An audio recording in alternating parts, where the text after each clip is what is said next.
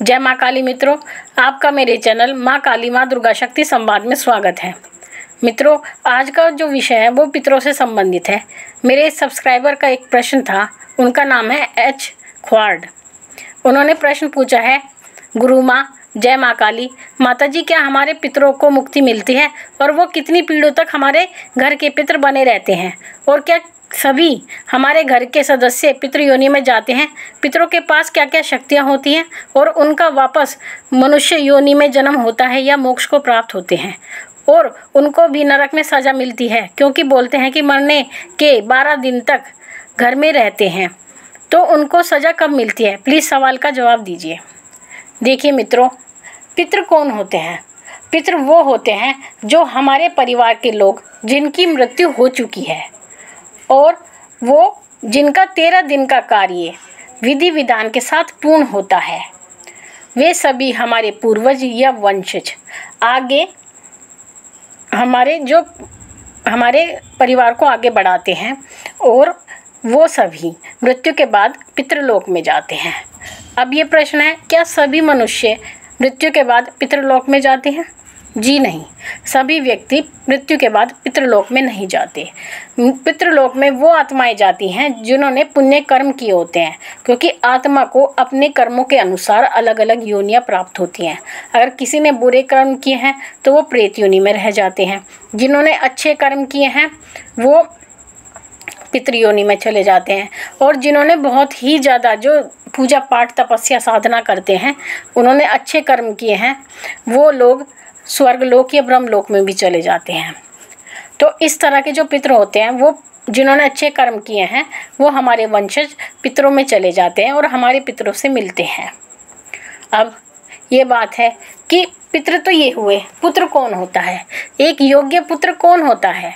योग्य पुत्र वो होता है जो अपने पितरों को अपनी पूजा पाठ के द्वारा या श्राद्ध कर्म के द्वारा या पिंडदान के द्वारा रौरव नामक नरक से भी जो निकालकर उन्हें मुक्ति दिलाता है, वो एक सही मायने में पुत्र होता है, जो शास्त्रोक्त परिभाषा है एक पुत्र की। फिर अगली चीज़, पितरों के लिए हमारे क्या क्या दायित्व हैं?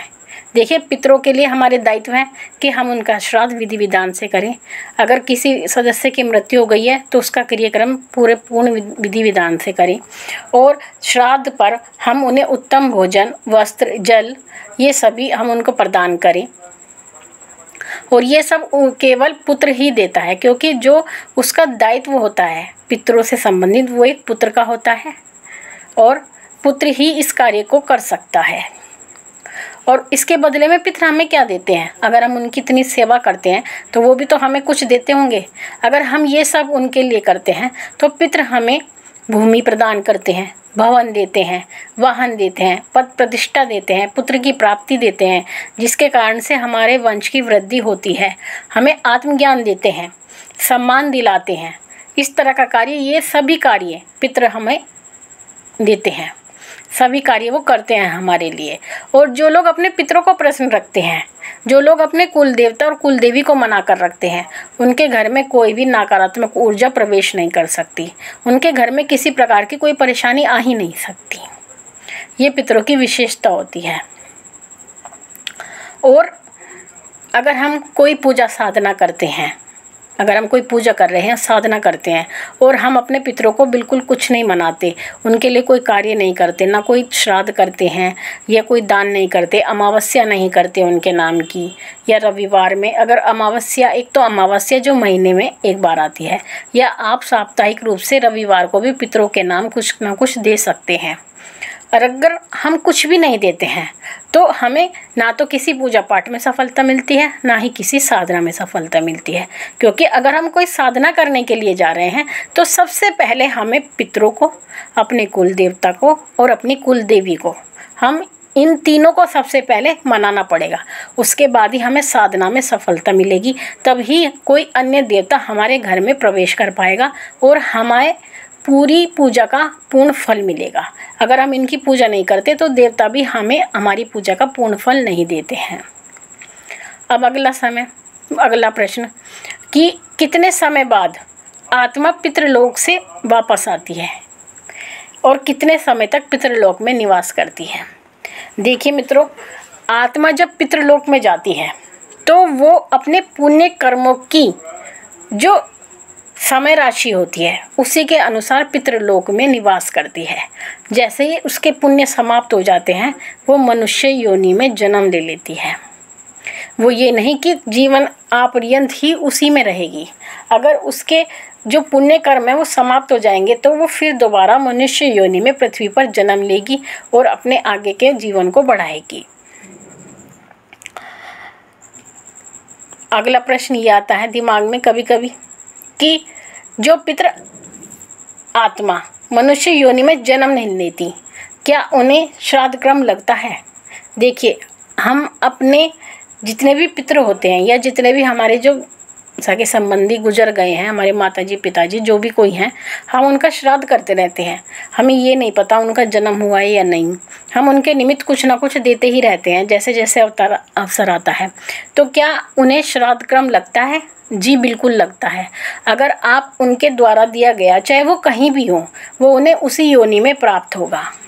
अगर उन्होंने जन्म भी ले लिया है और कोई दूसरी योनि प्राप्त कर ली है तो उनको उसी योनि में प्राप्त होगा। और जो हम अन्न का दान करते हैं या कोई जल अग्नि के द्वारा हम उनके द्वारा तर्पण कराते हैं या हवन कोई कराते हैं, तो ये जो हवन हम कराते हैं तो जो अग्नि होती है, जब अग्नि में आहुति दी जाती है और जल दिया जाता है का छींटा अग्नि में, तो वो जो है अग्नि और वायु, वो जो हमने सामग्री दी है उसका अंश, उसके द्वारा उसका अंश हमारे पितरों को प्राप्त होता है।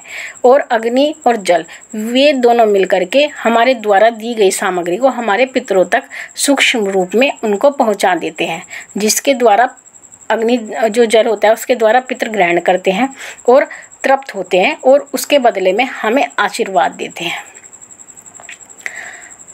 अगली प्रश्न ये है कि क्या पितरों को मोक्ष मिलता है?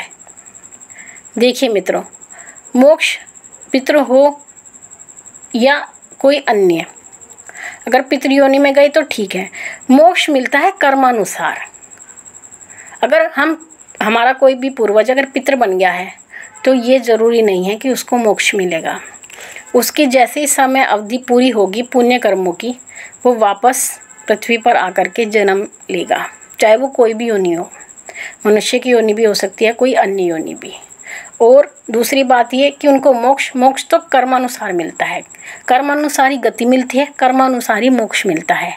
तो मनुष्य को कभी भी अपने बुरे कर्म नहीं करने चाहिए। लेकिन आज का मनुष्य ऐसा कुछ नहीं सोचता, उसके लिए अच्छा बुरा कुछ नहीं होता। उसके लिए केवल एक चीज़ ज़रूरी है, वो है अपने कार्य को पूरा करना। उसके लिए चाहे वो साम दाम दंड भेद कोई भी नीति अपनाए, केवल उसका कार्य पूर्ण होना चाहिए। वो ये नहीं सोचता कि वो पुण्य के रास्ते से हो रहा है या पाप के रास्ते से हो रहा है।